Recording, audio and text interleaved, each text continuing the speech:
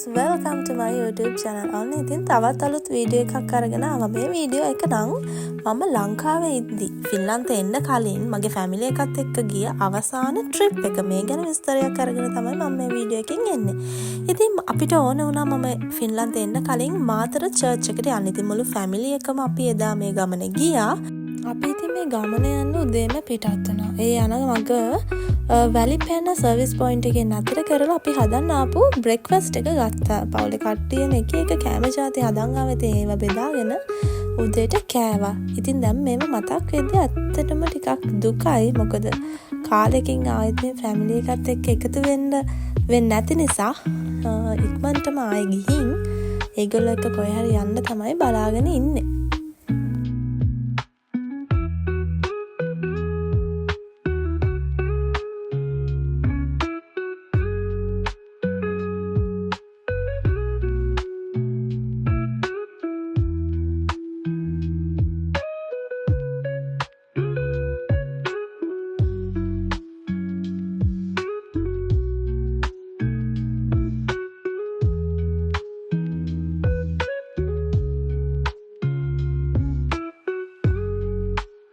ඊට පස්සේ අපි මාතරින් එක්සිට් වෙලා අපි මුලින්ම ගියා මාතර අප ස්වාමිදුවගේ දේවස්ථානයට.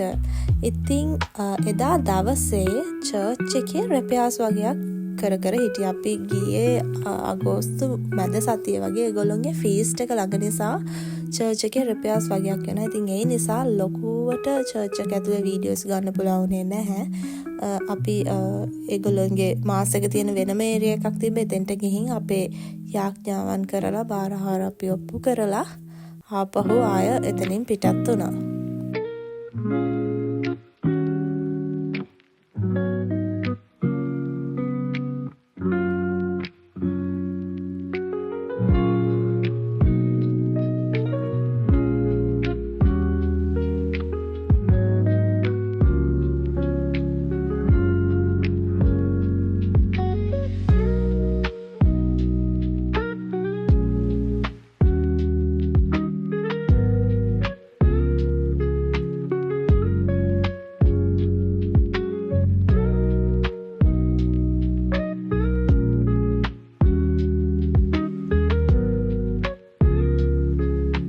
ඉතින් අපි ගියා මාතර එන ඕනම කෙනෙක් යන තවත් ලස්සන ටුවරිස්ට් ප්ලේස් එකක් තමයි මේ පරේ දූපත කියන්නේ. ඉතින් ඒකට යන්න ඉස්සර නම් ලස්සන පාලමක් තිබිලා තියෙනවා. හැබැයි ඒක කඩාගෙන වැටිලා දැන් අලුතෙන් කොන්ක්‍රීට් පාරක් හදලා තියෙනවා. ඉතින් අපි ඒක දිගේ ගියේ. ඇත්තටම මොහොත මැදින් යන නිසා හරිම ලස්සනයි. ලස්සන වීව් එකක් එතන තියෙනවා. අපි උඩට ගිහින් බලමු එතන උඩ තියෙන පන්සලට මේ අවට කොයි විදිහට පෙනෙයිද කියලා.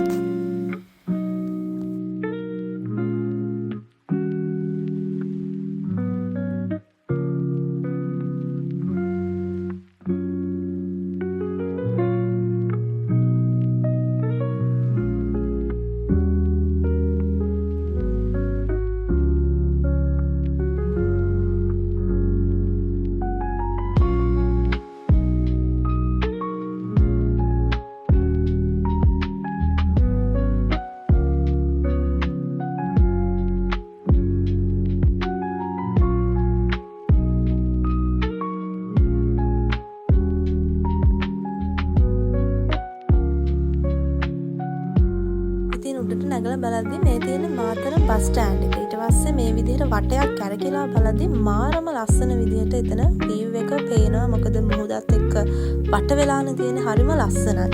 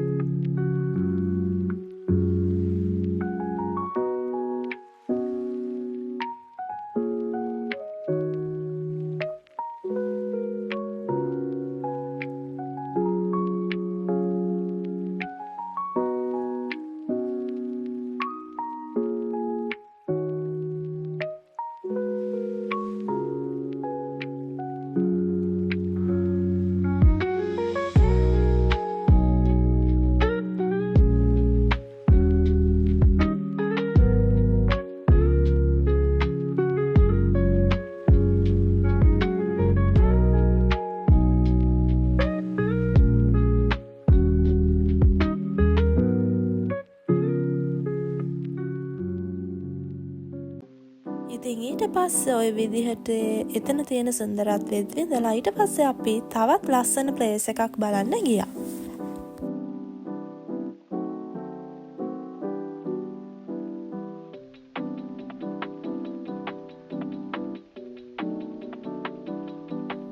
ඉතින් අපි ඊට පස්සේ ගියේ දෙවිනුවර ලයිට් හවුස් එක බලන්න.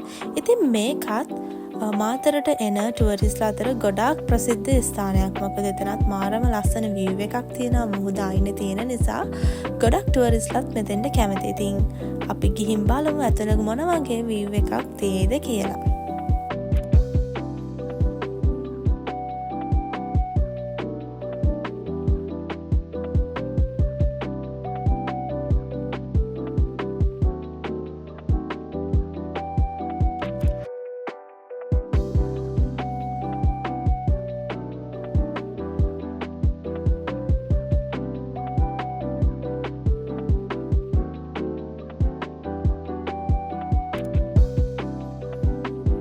මේ ප්‍රදීපාගාරය හදලා තියෙන්නේ 1890. ඒ කියන්නේ ඉංග්‍රීසි ආණ්ඩු ක්‍රමයේ යටතේ තමයි මේක හදලා තියෙන්නේ.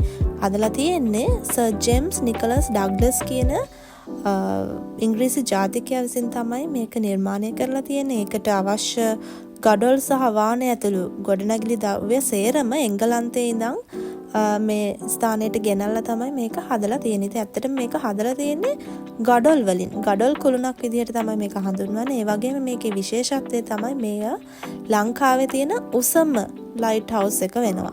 ඒ විතරක් නෙවෙයි අග්නිදික ආසියාවේද උසම ප්‍රදීපාගාර අතරින් එකක් වෙනවා. ඉතින් මේක ලංකාවේ තියෙන එක තුඩුවක, ඒ කියන්නේ දෙවුන්දර තුඩුව කියන ස්ථානයේ තමයි මේ ලයිට් හවුස් එක පිහිටලා තියෙන්නේ. ඉතින් ගොඩක් ටුවරිස්ට් ඇට්‍රැක්ෂන් එකක් මේ ස්ථානයට ලැබෙන්නේ මෙන්න මේ කියන කරුණු නිසායි.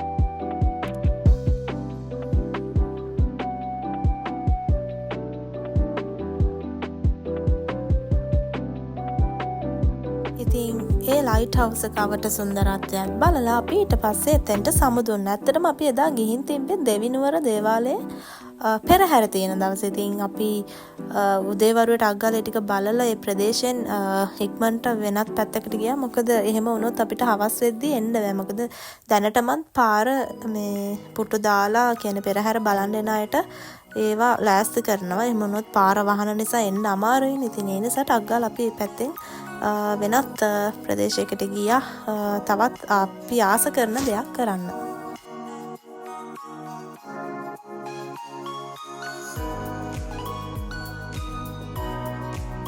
ඊට පස්සේ අපි ගියේ මාතර පොල්හේන බීච් එකට. ඉතින් මෙතෙන්ට යද්දි වෙලාව 1 වගේ වෙලා තිබ්බා. ඉතින් ඇත්තටම බඩගින්නකුත් තිබ්බ නිසා අපි මුලින්ම කරේ අපි ගෙනාපු ලන්ච් එක මෙතන තියෙන පොඩි රෙස්ටුරන්ට් වගේ තියෙන. ඉතින් ඒ තැනකට ගිහින් අපි මුලින්ම අපි ගෙනාපු කෑම බෙදාගෙන කෑවා.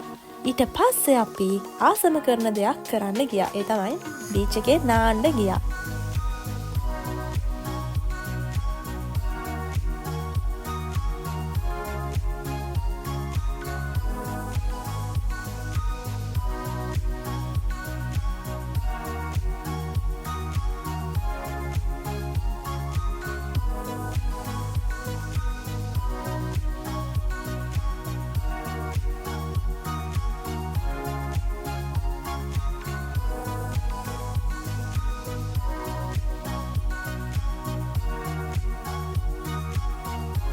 ඉතින් දැන් මේ වීඩියෝස් දකිද්දි මතක් වෙද්දි හරිම දුකයි. මොකද මම මේ පවුලෙන් ගොඩාක් ඈත ඉන්න නිසා. ඉතින් ඉක්මනට ආයෙ වැකේෂන් එකක් හම්බුනාම ගිහින් මේගොල්ලොම බලලා මේ විදිහට ඒගොල්ලෝ එක සතුට වෙලා එන්න තමයි මගේ දැන් තියෙන එකම ප්ලෑන් එක. ඉතින් මගේ ලංකාවේ දිගිය අවසාන ට්‍රිප් එක ඔය වගේ. ඉතින් මගේ වීඩියෝ එක එක්ක රැඳී සිටිය ඔයාලට ගොඩාක් ස්තුතියි. තවත් වීඩියෝ එකකින් හමු වෙනකන් එහෙනම් මම ඔයාලගෙන් සමු ගන්නවා. බයි.